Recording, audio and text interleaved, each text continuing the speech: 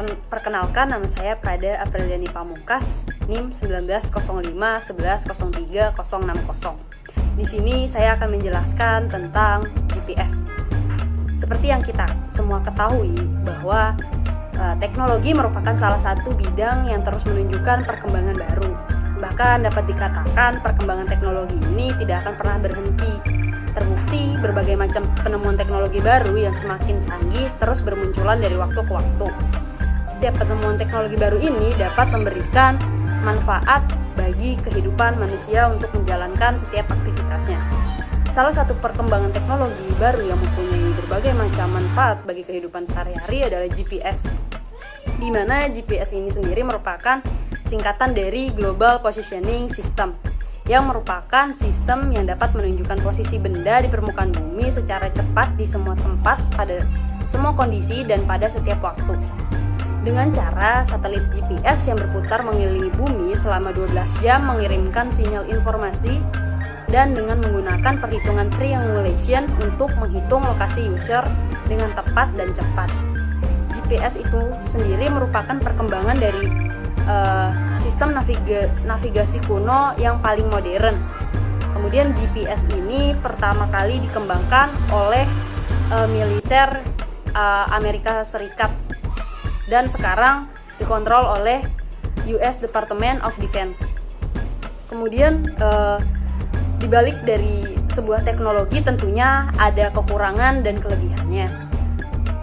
Yang menjadi kekurangan dari GPS ini sendiri adalah di mana tidak melulu hasil yang diberikan oleh GPS ini presisinya tepat sesuai apa yang ada pada kenyataannya. Tapi di samping dari kekurangannya, GPS ini memiliki kelebihan, yaitu proses navigasi kendaraan yang lebih mudah dan cepat. Kemudian sangat membantu meningkatkan tracking di dunia militer, mudah dalam mengidentifikasi setiap lokasi yang ada di permukaan bumi, kemudian lebih ringkas dan mudah digunakan dibandingkan peta konvensional. Kemudian cara penggunaannya sendiri, untuk GPS ini sebelum dapat memulai menggunakan GPS harus menunggu terlebih dahulu. Ini untuk GPS manual, yaitu GPS 60. Harus menunggu terlebih dahulu the GPS to installation. Kemudian proses ini akan mengizinkan GPS untuk menerima dan menyimpan informasi satelit dan kemudian memulai menggunakan satelit untuk menavigasi suatu posisi. Kemudian pengawalan terjadi secara otomatis dan memerlukan waktu yang hanya beberapa menit saja. Untuk memulai ini memerlukan satelit. Jadi bawa GPS keluar ruangan di mana keadaan pemandangan langit cerah dan hidupkan GPS.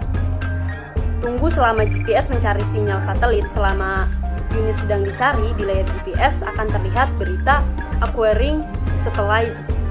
Kemudian sekali waktu GPS ini akan menerima sinyal satelit dan lokasi yang ditempati akan tercatat titiknya. Kemudian jika dalam keadaan tertentu GPS tidak dapat mengumpulkan informasi satelit yang diperlukan, cobalah bawa GPS ini bergerak menuju jalan yang lebih lapang ataupun bangunan bertebing ataupun pohon ataupun rintangan lainnya. Kemudian bagaimana GPS itu bisa mengalami keeroran? GPS dapat mengalami keeroran disebabkan oleh beberapa faktor, diantara lainnya yaitu noise atau gangguan pada sinyal yang diterima, ada juga bias, terjadi delay, dan juga blunder, kesalahan dari user ataupun kesalahan dari komputer itu tersebut dalam membaca datanya. Kemudian cara pengukuran dari GPS ini sendiri menggunakan perhitungan triangulation dari satelit. Untuk perhitungan triangulation ini, GPS mengukur jarak menggunakan travel time sinyal radio. Memerlukan akurasi waktu yang tinggi dan cepat.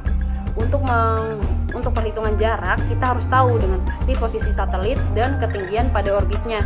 Terakhir, harus mengkoreksi delay sinyal waktu perjalanan di atmosfer sampai diterima oleh GPS receiver. Sekian dari saya, Prada Apriliani Pamungkas.